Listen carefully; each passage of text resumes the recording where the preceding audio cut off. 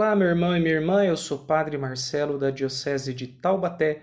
Bem-vindo a este PadreCast Ontem na Missa. Hoje, dia 8 de março, quero recordar com vocês a reflexão feita ontem na missa, dia 7 de março, terceiro domingo da Quaresma desse ano de 2021. No Evangelho, Jesus entrava no Templo de Jerusalém e derrubava as mesas dos cambistas e vendilhões e os expulsava da casa de Deus, dizendo: a casa do meu Pai não é uma casa de comércio. Na minha reflexão, eu gostaria de falar sobre a tentação comercial na vida espiritual. Bora refletir?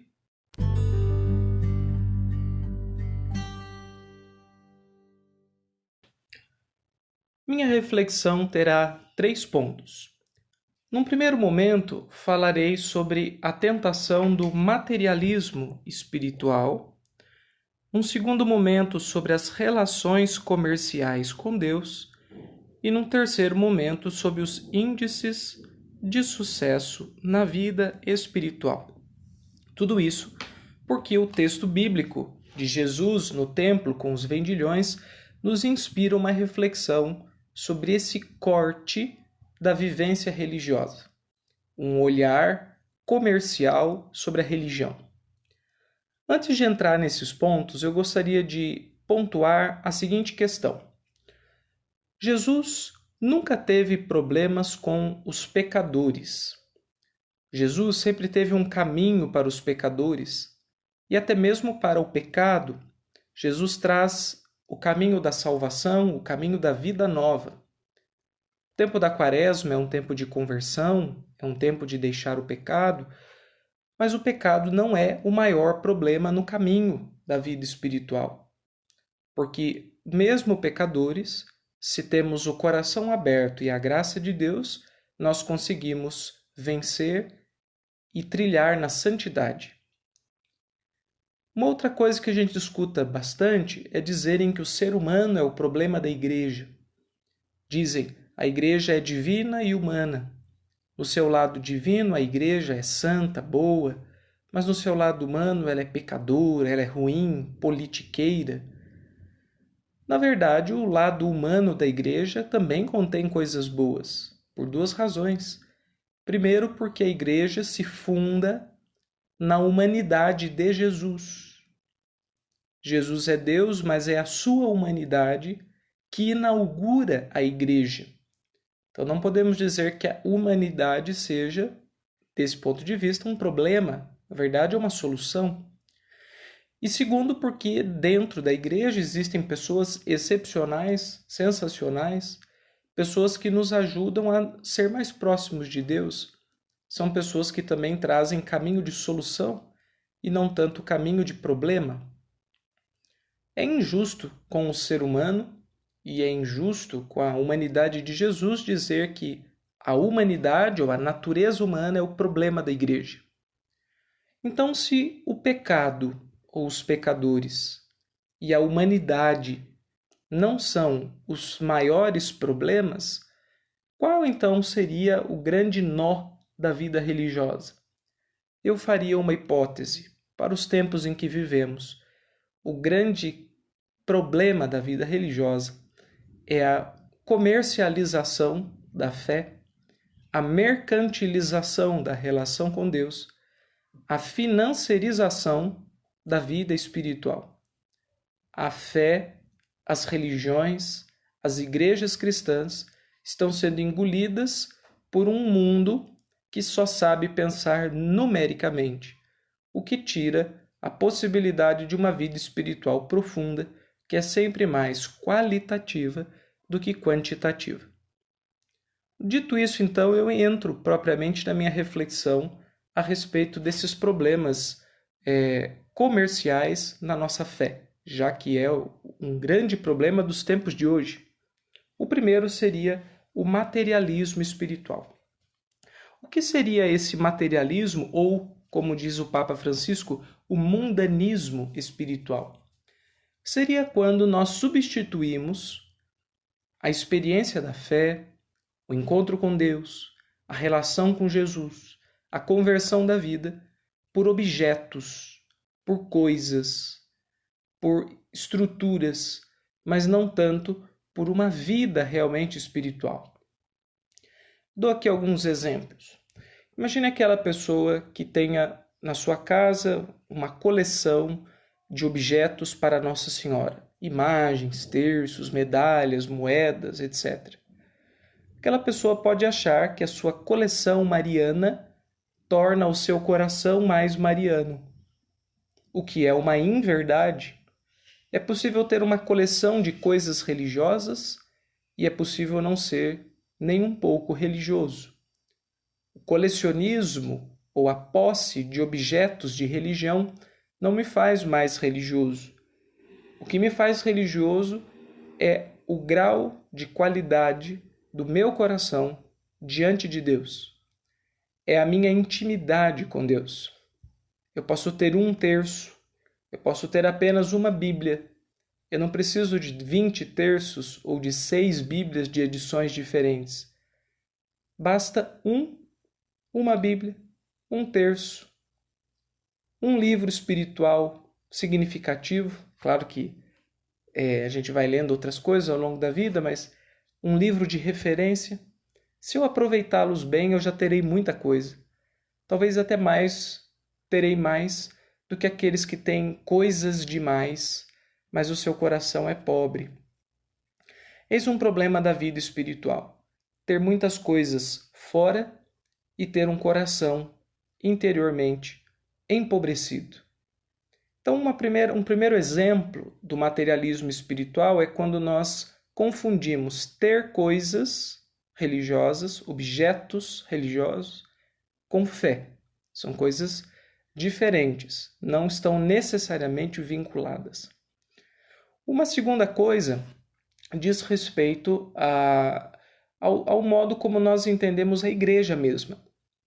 A igreja é, antes de mais nada, o mistério da presença de Deus no meio de nós, os batizados, que vivemos a fé na comunidade, na celebração dos sacramentos, na escuta da palavra. Mas ela é um mistério da presença.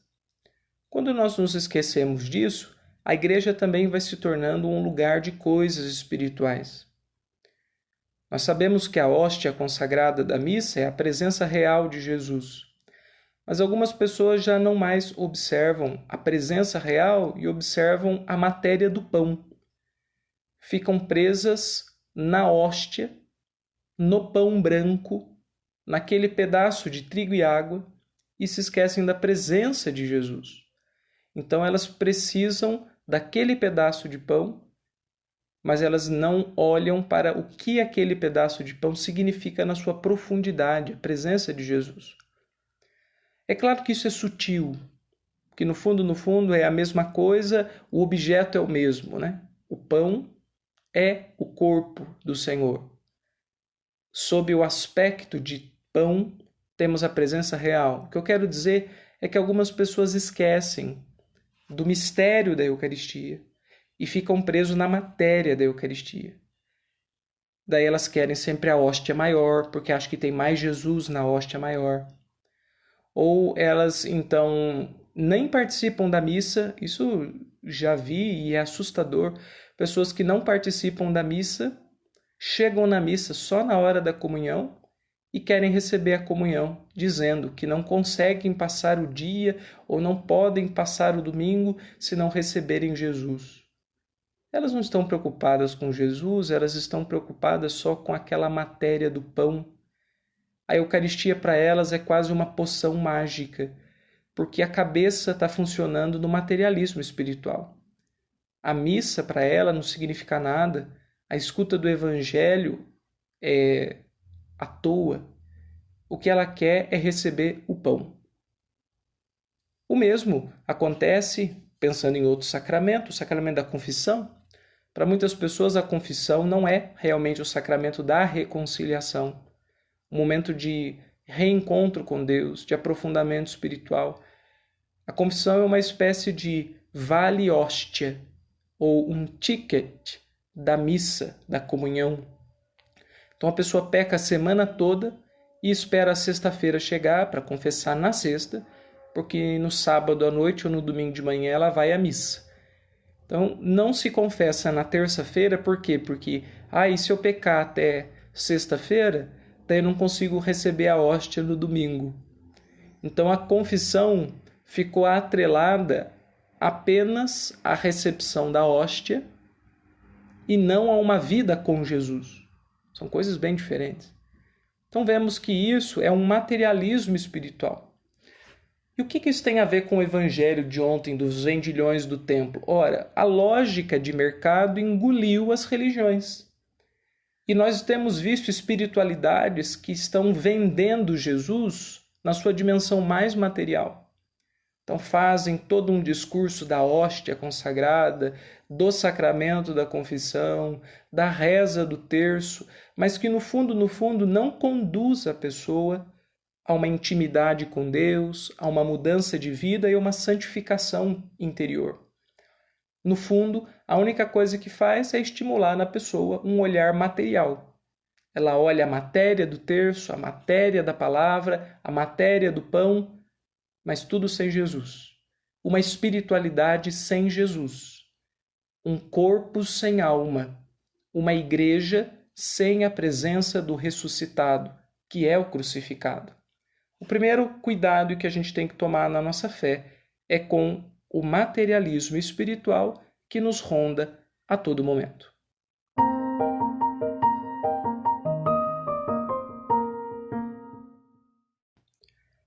Uma segunda questão dentro de uma religião pensada comercialmente seria o das relações comerciais.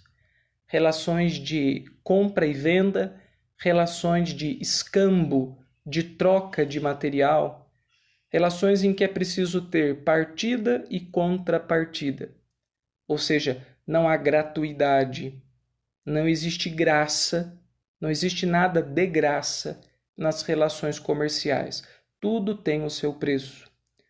Ora, nós sabemos que a vida espiritual também tem o seu preço, entre aspas, no sentido de que ela é exigente, que nós precisamos deixar algumas coisas, abandonar caminhos, tomar decisões. Mas a gente não pode achar que a vida espiritual é uma troca com Deus, em que eu faço coisas para que Ele me dê outras coisas. E mais uma vez temos visto que essa questão está bastante presente nas nossas igrejas. Sempre esteve de alguma maneira, ou com compras financeiras mesmo, comprando promessas, comprando Deus com alguma forma de contribuição material, ou então comprando Deus através da sua, entre aspas, contribuição espiritual. Como se Deus devesse sempre corresponder ao que eu espero. É um Deus pasteleiro, em que eu vou até a pastelaria dele e digo, eu quero hoje pastel de presunto, e ele diz, olha, me desculpe, eu só tenho de queijo, e eu bravo, a gente bravo, ligamos no serviço de atendimento ao consumidor.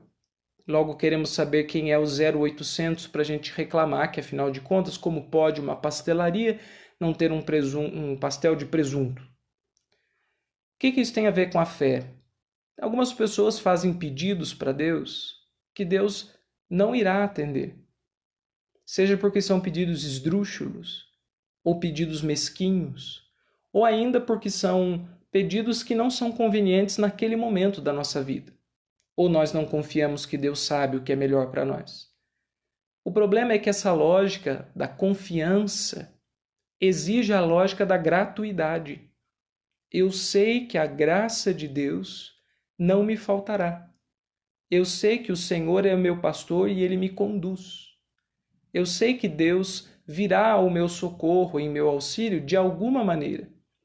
Mas quando nós começamos a delimitar a colaboração de Deus, Deus tem que me ajudar dessa maneira. Deus tem que fazer essa coisa para mim. O que acontece conosco? Acontece que a gente começou a comercializar, a barganhar a vida espiritual. Existe um pecado grave, que é quando nós vendemos realmente com dinheiro ou compramos coisas santas. Esse pecado é chamado de simonia.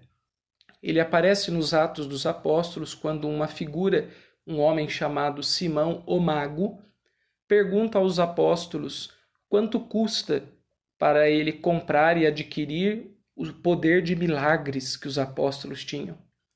Ele queria fazer da graça de Deus uma coisa manipulável e comprável. Mas Deus não se deixa manipular, nem Deus se deixa comprar. Algumas igrejas, especialmente as igrejas neopentecostais, pensando sociologicamente, têm mostrado esse tipo de comportamento comercial.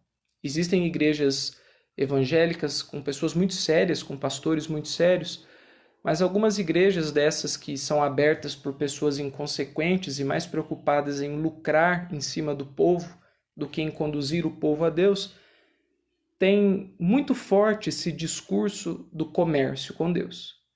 Se você paga os 10% do dízimo, Deus te dará muitas graças. E o interessante é que as graças quase sempre são materiais. Deus te dará um carro, Deus te dará uma casa, Deus te dará uma mansão. Que estranho. O que será que houve com o Deus de Francisco de Assis, o Deus de Clara de Assis, o Deus de Inácio de Loyola, o Deus de Tomás de Aquino, o Deus de Teresa de Ávila e de Teresinha do Menino Jesus, o Deus de São João da Cruz, o Deus que sempre pediu a pobreza exterior e interior para um crescimento cada vez maior nos mistérios da espiritualidade. Esse Deus pobre está cada vez mais fora de moda.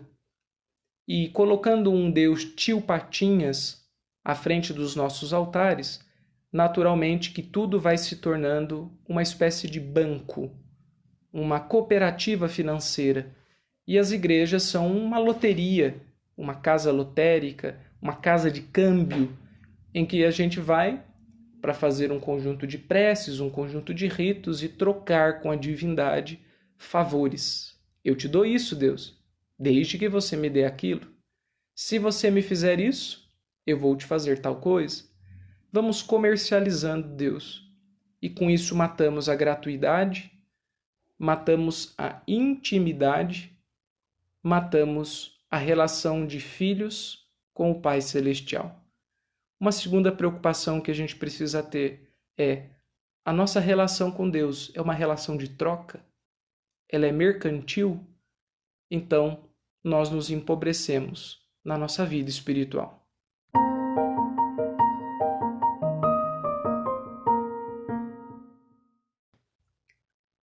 E para encerrar, um terceiro ponto diz respeito aos índices de sucesso.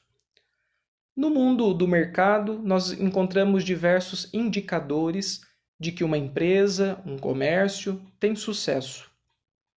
Está relacionado aos números do dinheiro, está relacionado com o aumento das filiais, com a procura dos consumidores, etc, etc.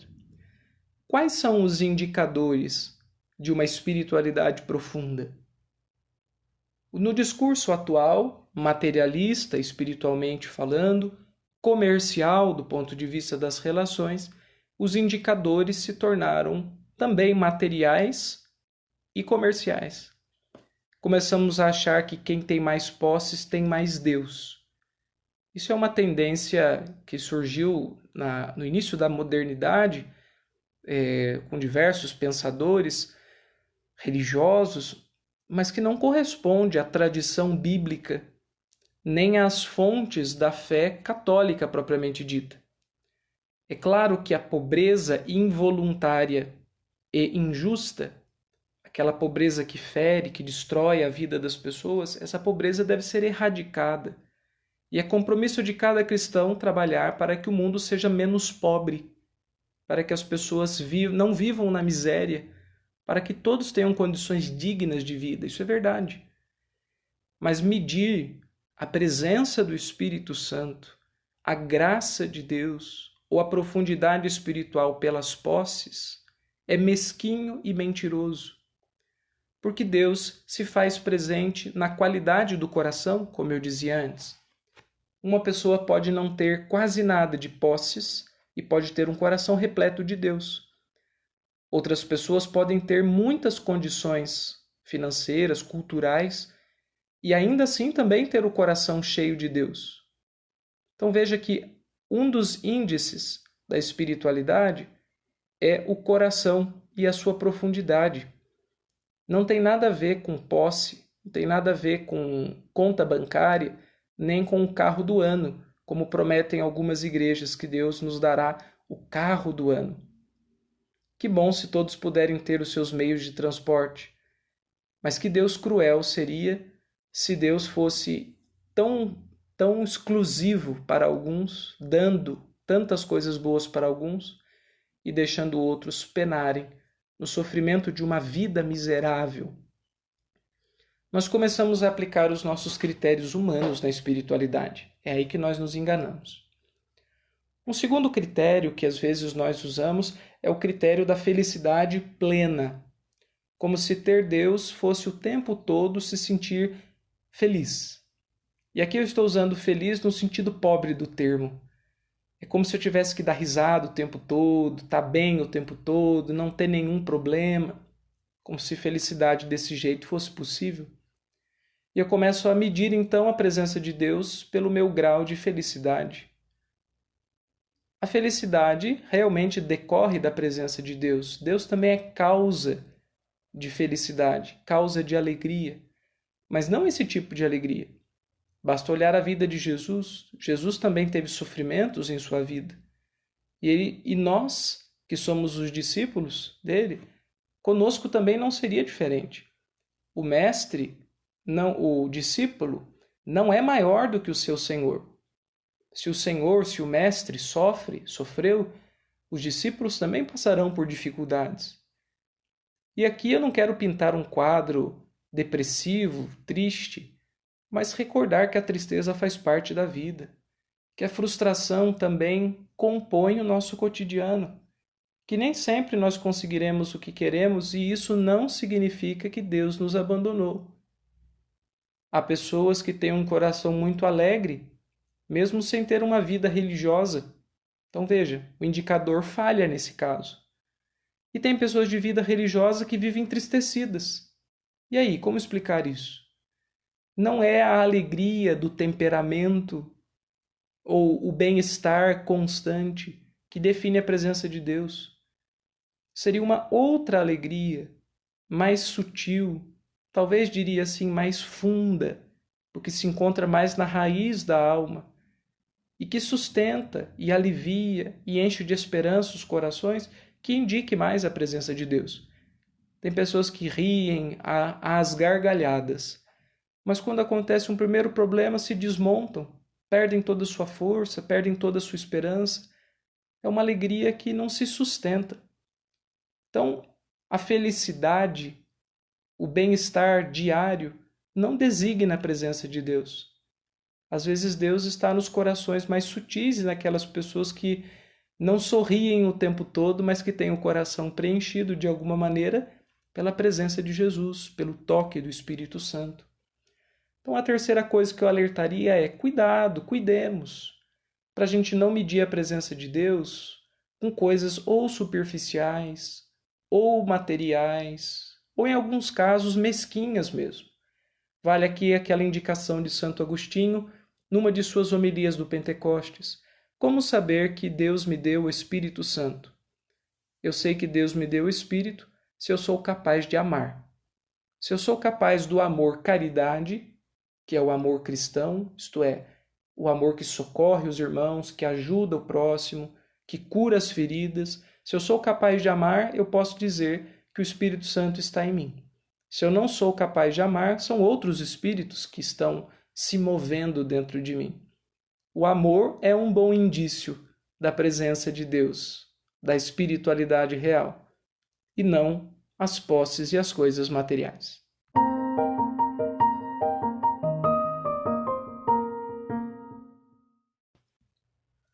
Para essa semana que está começando, eu proponho para você então o seguinte exercício espiritual.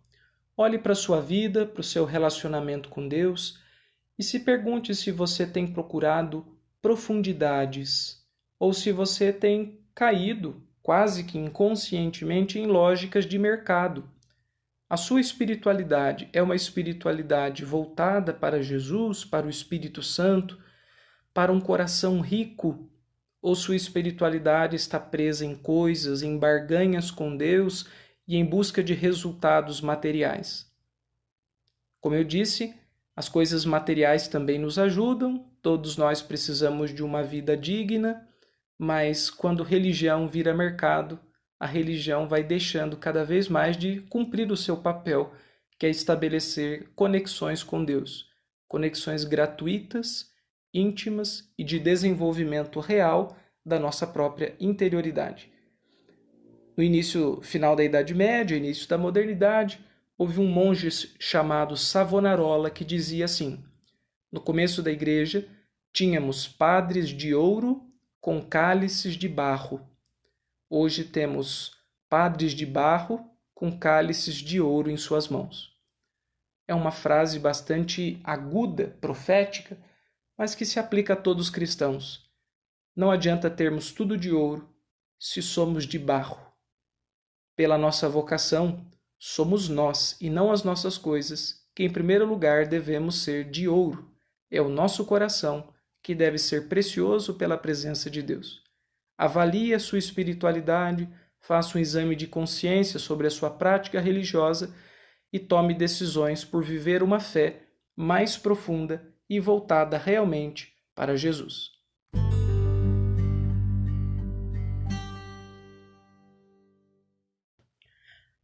É isso aí, pessoal. Esse foi mais um Padrecast ontem na missa. Obrigado pela sua audiência, obrigado por me acompanhar e fazer comigo essa reflexão de aprofundamento e exame de consciência. Se essa reflexão te ajuda, passe para outras pessoas, quem sabe alguém possa se beneficiar com ela também. E encontro você na semana que vem com mais um Ontem na Missa. Deus abençoe e uma ótima semana.